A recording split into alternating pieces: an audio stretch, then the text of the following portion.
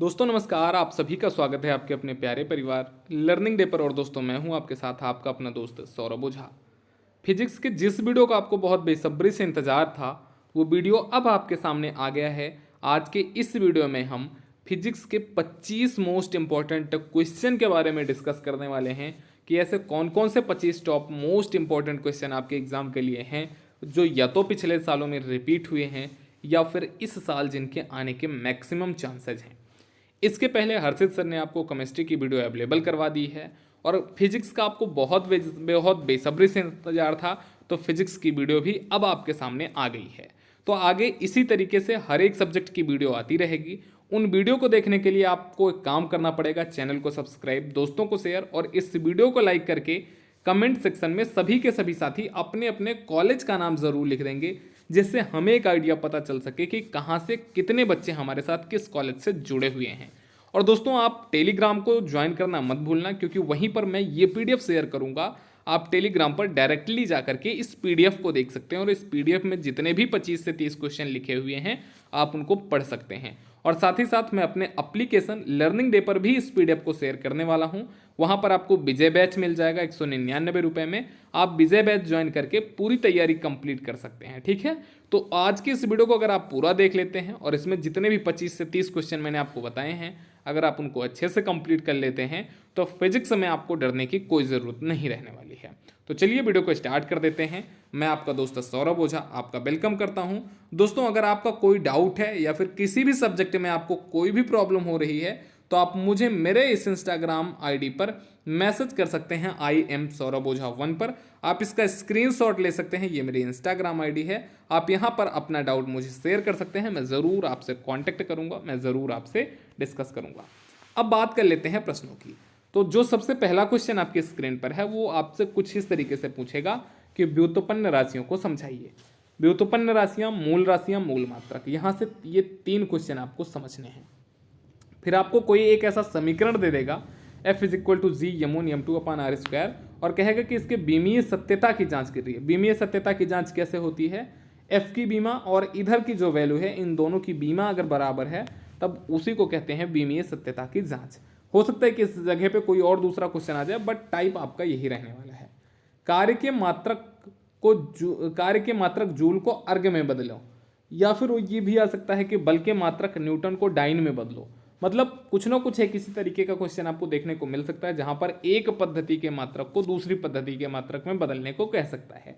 मतलब सीजीएस को एमकेएस में या एमकेएस को सीजीएस में बदलने के लिए क्वेश्चन आ सकता है।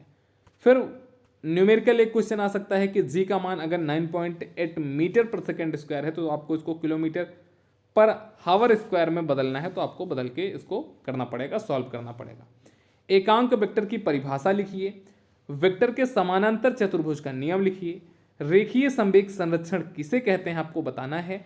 कोणीय वेग तथा रेखीय वेग में संबंध आपको बताना है। इस क्वेश्चन को मोस्ट इंपॉर्टेंट कर लेना, क्योंकि 2023 के बच्चों का जब एग्जाम हुआ था जनवरी 2024 में, तो उसमें ये क्वेश्चन पूछा था। और मैंने आपको जब प्रीवियस ईयर का पेपर दिखाया था तो मैंने उसमें दिखाया था, मैंने कहा था कोणीय वेग तथा रेखीय वेग और कोणीय त्वरण और रेखीय त्वरण इन दोनों में संबंध आपको पता होने चाहिए। तो V = R⍵ होता है और A = R आपका अल्फा होता है। ये दोनों रिलेशन आपको पता होने चाहिए। इनका डेरिवेशन कैसे होता है ये आपको पता होना चाहिए। ठीक है, अभिकेंद्र बल किसे कहते हैं? अभिकेंद्र और अपकेंद्र ये दोनों बल आपके लिए बहुत इंपॉर्टेंट हैं। केपलर का नियम मोस्ट इंपॉर्टेंट क्वेश्चन के रूप में मार्क कर लेना। इनके केपलर्स आपके जो 3 नियम हैं इन तीनों नियम को समझ लेना।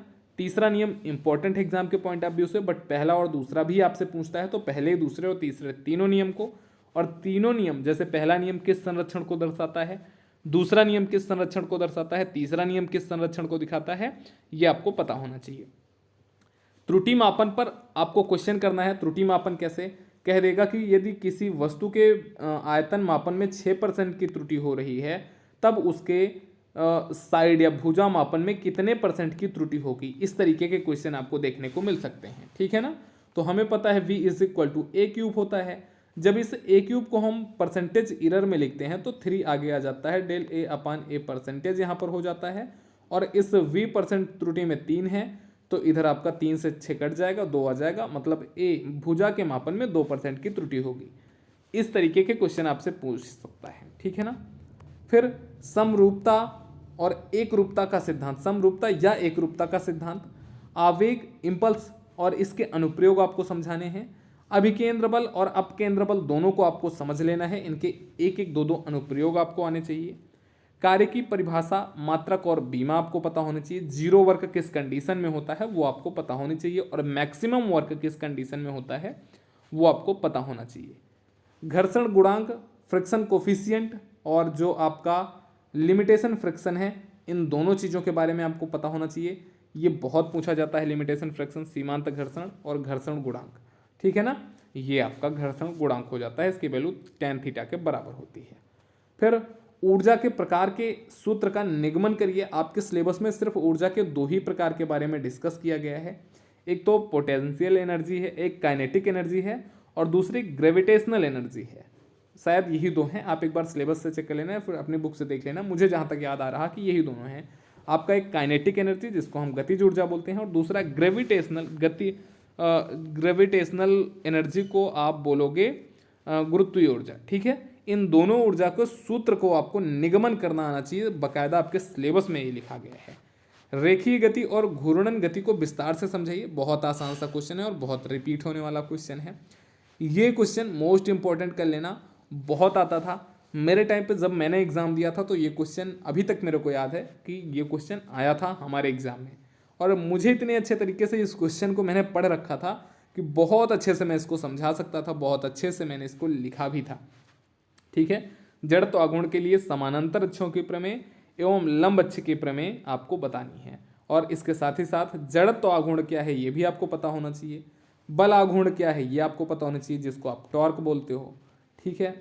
फिर आपका आ जाता है हुक का नियम किसे कहते हैं, और हुक का नियम अगर आप लिख रहे हो तो आपको विकृति पता होनी चाहिए, आपको प्रतिबल पता होना चाहिए, स्ट्रेस स्ट्रेन जिसको आप बोलते हो इंग्लिश में, है ना। इंग्लिश वाले बच्चे और हिंदी वाले बच्चे विकृति और प्रतिबल बोलते हैं। हुक का नियम इन्हीं दोनों पर आधारित है।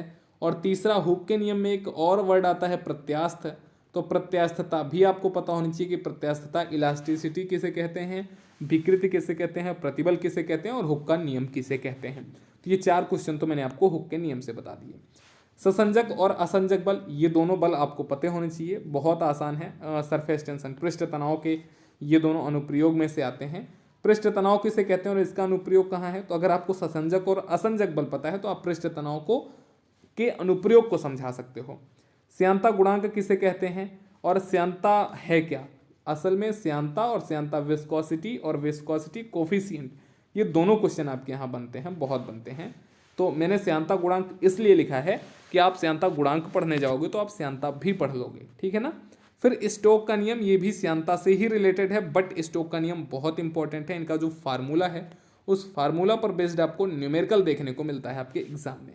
प्रवाह जो 3 तरीके के होते हैं, उन तीनों तरीके के प्रवाह आपको पढ़ लेने हैं। क्षुब्ध प्रवाह मैंने सिर्फ इसीलिए लिखा है कि ये रिपीटेड क्वेश्चन है, बट आपको तीनों प्रवाह पढ़ लेने हैं। रेनॉल्ड संख्या किसे कहते हैं और कितने रेनॉल्ड वैल्यू पर प्रवाह जो फ्लो जो होता है वो कौन सा फ्लो होता है, ये आपको पता होना चाहिए। फिर भाई साहब इसके बाद एक इतना इंपॉर्टेंट क्वेश्चन आ रहा है जो हर बार एग्जाम में पूछा जाता है, बर्नौली के प्रमेय। 5 नंबर में हर बार आपके एग्जाम में आता है बर्नौली के प्रमेय, इसको मत छोड़ना, ठीक है, क्योंकि बहुत सिंपल सा कॉन्सेप्ट है, और बर्नौली के सिर्फ बर्नौली के प्रमेय से आपको 5 नंबर मिल जाने हैं। और इनका अनुप्रयोग है तो अनुप्रयोग भी बिल्कुल सिंपल है। अगर आप यूट्यूब पर डाल दोगे बर्नौली थ्योरम बाई सौरभ ओझा या बाई लर्निंग डे, आपको मिल जाएगा पिछले साल का वीडियो, बहुत अच्छे से मैंने समझा रखा है, आपको शानदार तरीके से समझ आ जाएगा। ऊष्मा और ताप में क्या अंतर होता है, हीट और टेम्परेचर में। ऊष्मा स्थानांतरण की विधियों को समझिए। 3 प्रकार की जो विधियां होती हैं, चालन, सम्मोहन और विकिरण, कंडक्शन, कन्वेक्शन और रेडिएशन, इन तीनों मेथड को आपको समझाना है कि कब कौन सा मेथड आपका होता है। ऊष्मा चालकता गुणांक और विशिष्ट ऊष्मा, ये सारे ऐसे क्वेश्चन हैं, लगभग 31 क्वेश्चन हो रहे हैं। तो ये 31 के 31 ऐसे क्वेश्चन हैं जो आपके एग्जाम में रिपीट होते हैं, या फिर जो आपके एग्जाम में आने वाले ये प्रश्न हैं, ठीक है। तो मैंने आपको ये सारे प्रश्न बता दिए। अब इसमें से मैंने आपको इंपॉर्टेंट क्वेश्चन जो मोस्ट इंपॉर्टेंट है उस पर मैंने आपको ऑलरेडी बता दिया था। जैसे यहाँ पर मैंने बर्नौली के प्रमेय बता दिया था, केपलर का नियम मैंने आपको बता दिया था, ठीक है। इसी तरीके से मैंने बीच बीच में आपको बता रखा है कि कौन कौन सा, जैसे हुक का नियम, हुक के नियम पे मैंने आपको 4 नियम बताए, आप इसको कंप्लीट कर लोगे कभी भी ये मत सोचना कि ये नहीं आएगा, ये 110% आने वाला रूल है और ये क्वेश्चन भी आपके एग्ज़ाम में आएगा। और एक जो और मैंने बताया था आपको कि कोणीय वेग, रेखीय वेग, कोणीय त्वरण और रेखीय त्वरण में संबंध क्या होते हैं, ये सारे ऐसे क्वेश्चन हैं जो आपके एग्जाम में रिपीट होते हैं, ठीक है ना।